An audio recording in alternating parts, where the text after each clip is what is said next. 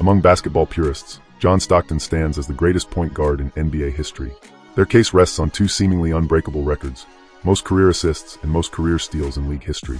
This is the remarkable story of a player who resembled an accountant more than an athlete, yet transformed himself into a basketball great through relentless mental and physical preparation. Despite standing just 6 feet 1 inch, Stockton became one of the most tenacious competitors the game has ever seen.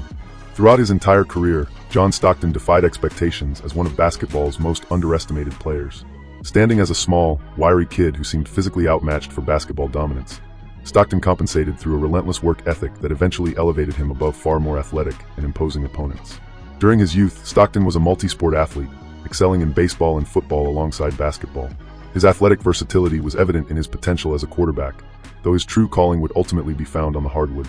By his senior year of high school, Stockton was averaging an impressive 23 points per game, a performance that caught the attention of multiple college programs offering scholarships. After graduating from Gonzaga Prep in 1980, Stockton made the decision to remain close to home, enrolling at Gonzaga University in Spokane, Washington.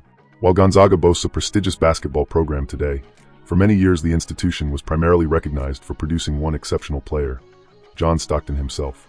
Stockton's commitment to excellence was unwavering throughout his college years. His summers followed a rigorous, unchanging routine. July brought 2-hour daily training sessions, while August intensified to 5 hours of practice every single day.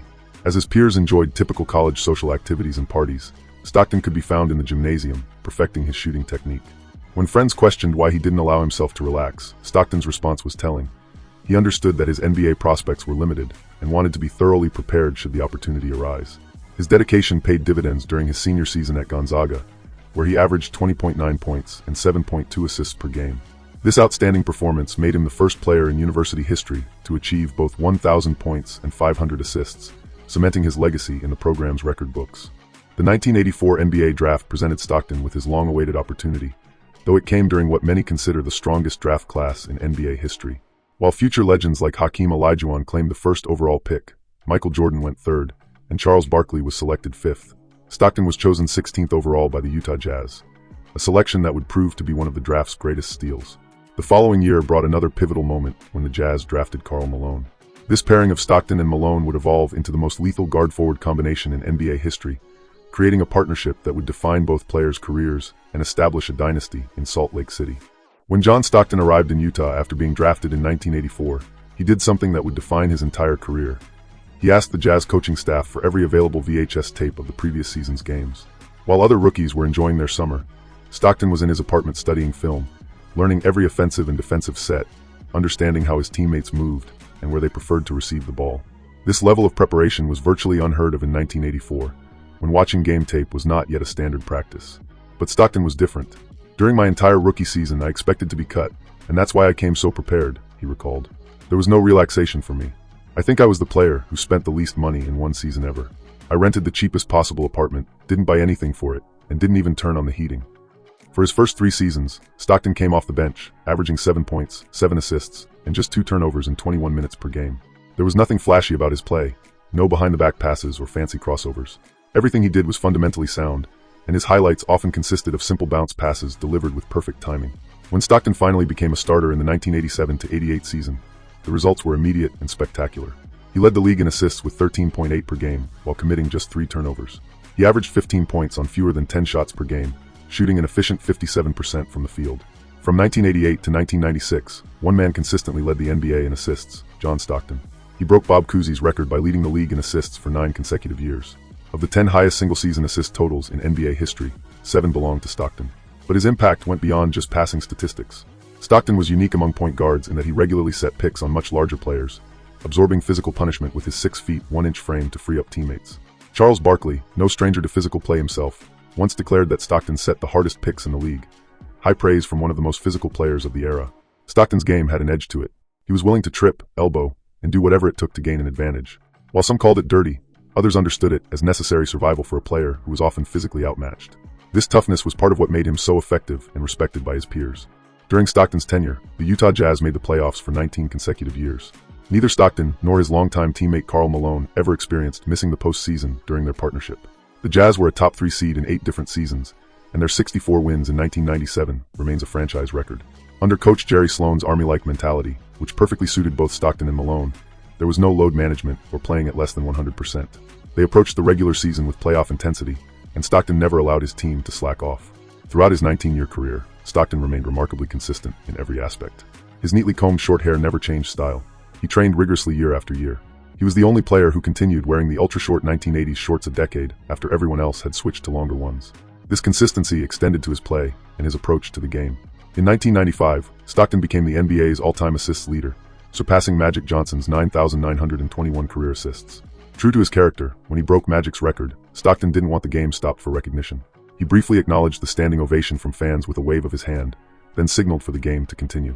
The following season, Stockton also surpassed Maurice Cheeks to become the all-time leader in steals, adding another record to his impressive collection. In 1997 and 1998, Utah played their best basketball, earning the #1 seed in the Western Conference both years and reaching the NBA Finals. The defining moment came when Stockton hit a buzzer-beating three-pointer against Charles Barkley and Hakeem Olajuwon in the 1997 playoffs, securing a series victory and Utah's first finals appearance. It was the only time fans ever saw the typically composed Stockton lose his cool and display raw emotion on the court. In the finals, however, a combination of inexperience, bad luck, and Michael Jordan denied Stockton and the Jazz their championship ring. Yet those series were much closer than many remember, with nearly every game decided in the final minutes. Phil Jackson later acknowledged that the two finals against Utah were the most difficult of the Bulls' 6 championship runs. From 1998, when he was 35, until his final season in 2003 at age 40, Stockton maintained his exceptional level of play. He continued shooting 50% from the field, played tenacious defense, and delivered crisp passes at the perfect place and time. He never focused on personal statistics or accolades. Winning was all that mattered to him. After his final NBA game, a playoff loss in Sacramento in 2003, Stockton was asked to summarize his feelings about retiring without an NBA title. His response was characteristically thoughtful. "A lot of this is about the journey. We worked very hard and haven't done it, and yet I feel a lot of reward out of the effort that it took to compete." Stockton's court vision was legendary. He saw plays develop 3 steps ahead of everyone else. His combination of passing precision, pace control, endurance, and tough defense was unmatched in the NBA.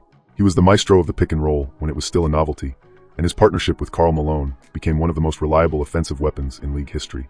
Defensively, Stockton was a nightmare for opposing guards, an annoying pest who would dive for loose balls, make hard fouls, and do whatever it took to disrupt the opposition. Gary Payton, a Hall of Famer and one of the best defensive players ever, said that Stockton was the hardest player for him to guard. Not Michael Jordan, but Stockton. While people often praise modern stars like LeBron James and Kevin Durant for their dominance at advanced ages, Stockton's longevity was equally impressive. He shot 51.5% from the field over his career, while weighing just 170 pounds. His semi-resting heart rate of 35 beats per minute, half that of the average man his size, partially explained his composure and ability to maintain intensity throughout games without breaking a sweat. Stockton flew under the radar throughout his career, similar to Tim Duncan and Moses Malone. This was exactly how he preferred it. For 19 years, he never had an agent, negotiating all his contracts himself. He had no entourage, no personal assistants, no PR team. That wasn't Stockton's style. He was Kawhi before Kawhi Leonard, simply playing as hard as he could and then returning home to his family. When asked about his favorite moment from playing with the Dream Team in Barcelona, Stockton's response was perfectly characteristic. "One girl on the street asked me to take a picture of her with Charles Barkley. She thought I was some tourist." Jeff Hornacek, Stockton's longtime teammate, captured the essence of playing with the point guard. "I swear that I never got a bad pass from Stockton. He never threw the ball behind my back, in my legs, or in front of me. Every pass was right in my hands, and I just needed to shoot." Karl Malone, Stockton's pick-and-roll partner for over a decade, added, "I often took him for granted because I knew I would get ideal passes from him every game. He always made me better. No one gave him anything. He earned everything himself." Stockton's assists were never about entertaining the crowd. They were purposeful and precise. No one threw a better bounce pass, and the only time he made a flashy move was when it was the only way for his teammate to catch the ball. John Stockton stands as the greatest pure point guard in NBA history, and a testament to what hard work, preparation, and consistency can achieve. In an era increasingly dominated by flash and individual achievement, Stockton's legacy reminds us that basketball excellence comes from mastering fundamentals, making teammates better, and never losing sight of the ultimate goal, winning games. His career proves that you don't need to be the biggest, fastest, or most athletic player on the court to dominate. You just need to outwork everyone else, master your craft, and never compromise your principles. John Stockton did exactly that for 19 remarkable seasons. Thank you for watching. I really appreciate you guys. Hit the like button if you enjoyed this video, and stay safe.